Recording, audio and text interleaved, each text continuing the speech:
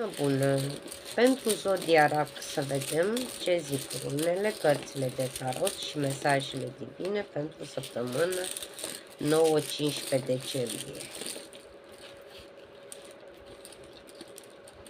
Alegem 10 rune.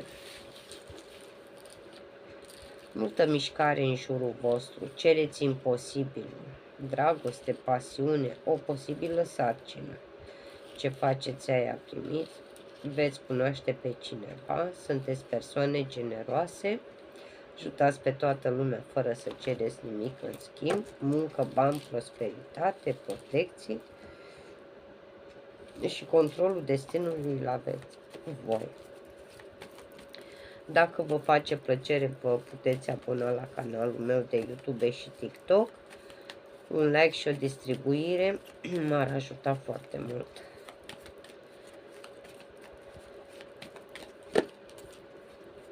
Deci să vedem. Noi proiecte, potențial, oportunități. Vă faceți singur un jurământ.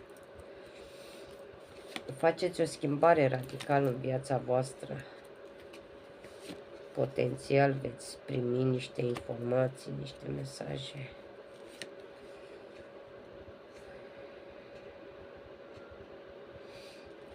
Sunteți mari vizionari pe plan financiar, abundență, prosperitate, investiție.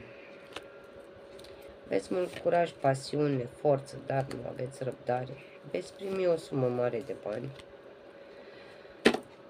Va ieși insomnie, traumă, depresie, succes în tot ce vă propuneți, celebrare, progres, fericire. Partea asta poate să însemne și împăcare. Intuiție, luați-vă după simțurile voastre, că nu dați greș niciodată. Financiar stabili, reușiți cu greu, cu sacrificii ce vă propuneți, dar reușiți.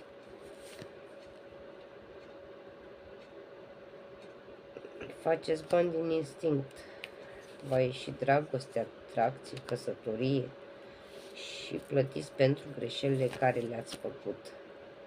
Aveți grijă la niște discuții, dați în ceartă și nu e prea bine. Ia să vedem și mesajele divine. Vom alege 7 cărți.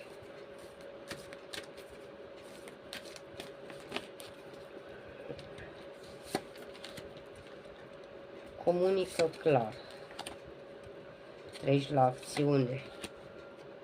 Este ceva mai bun. Rămâi pozitiv în următoarele luni. Recuperare și iertare. Deci, să vedem din nou mesajele divine. Comunică clar. Vorbiți pe înțelesul tuturor. Treci la acțiune. Ar fi cazul să puneți în practică planurile care le-ați tot amânat. Este ceva mai bun. Se leagă cu treci la acțiune, va zice, de planuri. Rămâi pozitiv. Mai lăsa superstițiile deoparte. În următoarele luni.